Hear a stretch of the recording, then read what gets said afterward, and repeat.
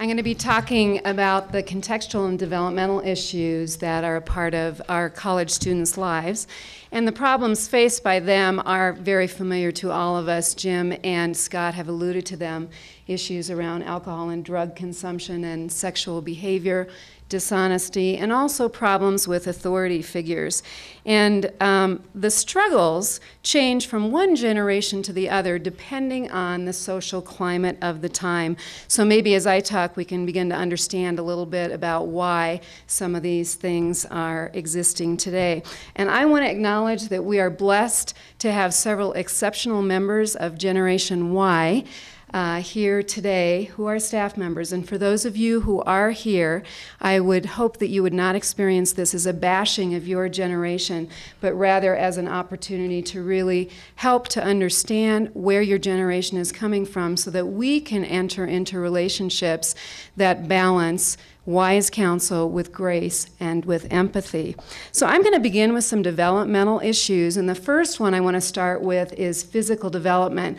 Since the mid-1800s, we have documentation that the age of the onset of puberty has been decreasing, while the age of marriage has been increasing. So the 15-year-old in 1848 might have just begun to feel attracted to the opposite sex just a couple of years before he or she got married. But now in 2008, for those of you who have 12-year-olds, you know that they are beginning to get, and probably before then, very interested in the opposite sex. But according to biblical directives, they are told that they should not engage in sexual activity until they get married, which may now be more like 10 to 15 years later.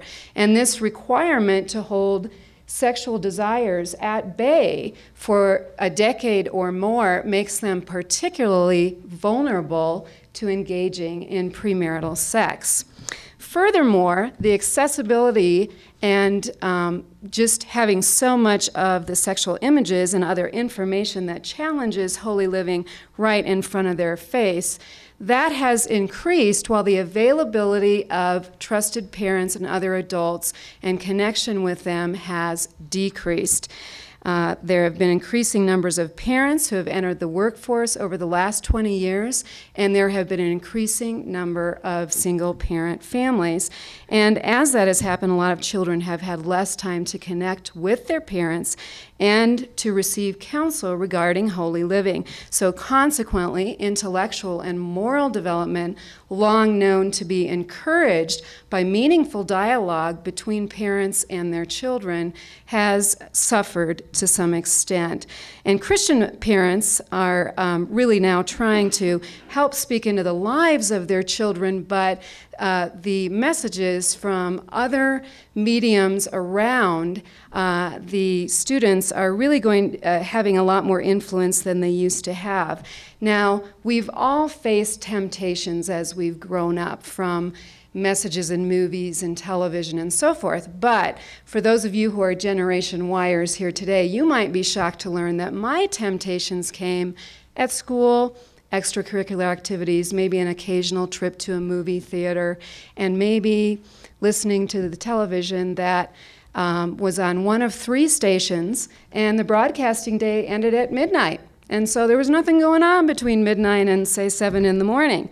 But now, with this generation, they have access to a lot of messages through movies, through television that's there 24 hours a day, through the internet, access all over the world, 24/7, internet access, and just also all of those television reality shows and so forth. And those kinds of things are giving them lots of messages that really challenge how they feel about holy living.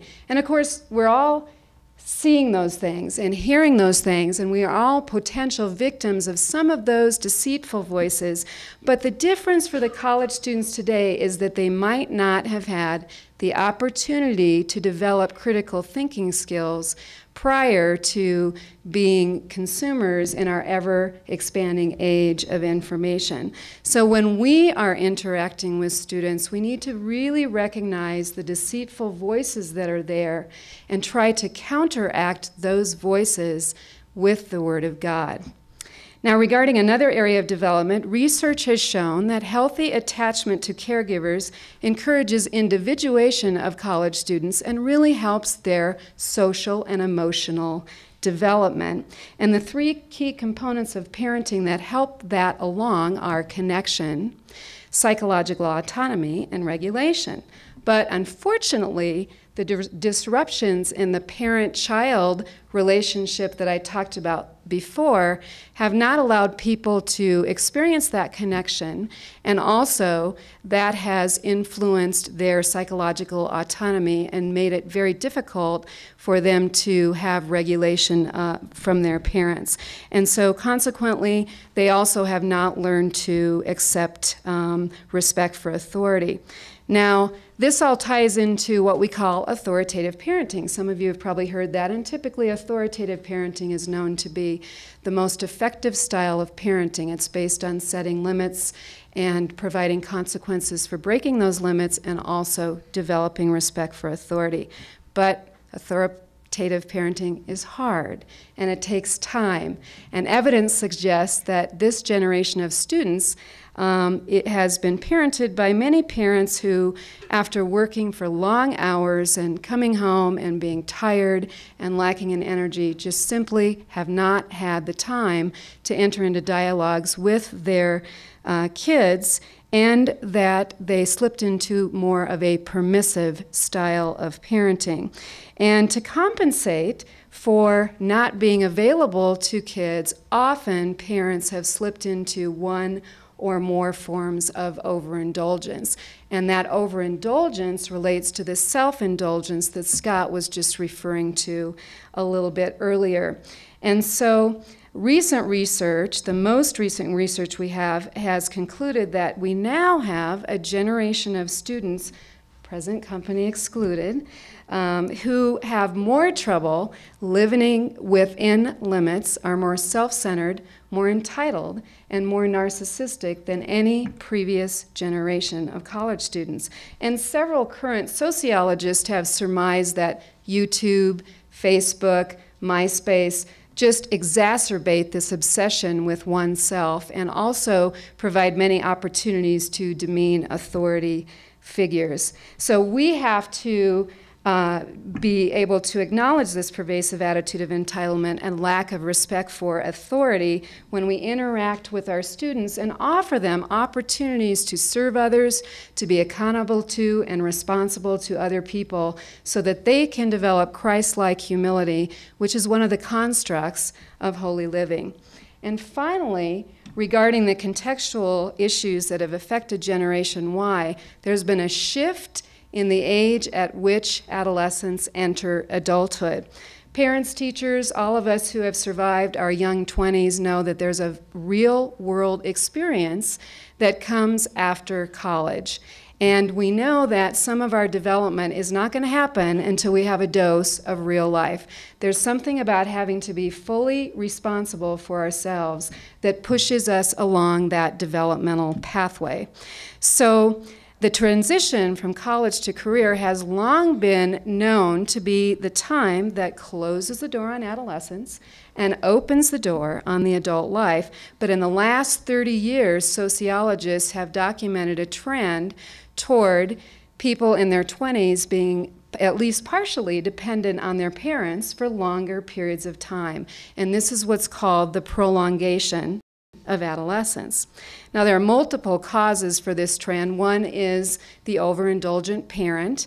Another one is that there are higher costs of living. And certainly a practical one that we deal with is that, and certainly keeps our students here at CCU, is that businesses are requiring higher levels of education in order for people to take a starting position. And so, in response to parents who are offering those children tempting incentives for avoiding full emancipation for their families, and with consideration given to some of those new market demands, our students are staying dependent on their parents for longer periods of time, and consequently, that's delaying some of the other things that tend to come along with being independent. Starting a career, getting married, having children, etc., and Consequently, along with that, some of the emotional development that typically goes along with those kinds of responsibilities is delayed as well. So what we have is we have 21-plus-year-old students who expect and are granted the rights and privileges of adulthood, but may not necessarily have the emotional maturity to handle those responsibilities. And so we see people in their mid to late 20s, again, present company excluded, who struggle to make wise decisions about holy living because their emotional development isn't in sync with what we would have expected of people in previous generations at that chronological age. So all of these issues we know pose challenges to holy living. And obviously Jim talked about the fact that we are about trying to help people figure out how to develop specific strategies to actually incorporate their faith into their lives, given these struggles and issues that they deal with on a daily basis. So here to discuss some of our strategies are some members of our student life team. We are going to begin with Heidi Ross.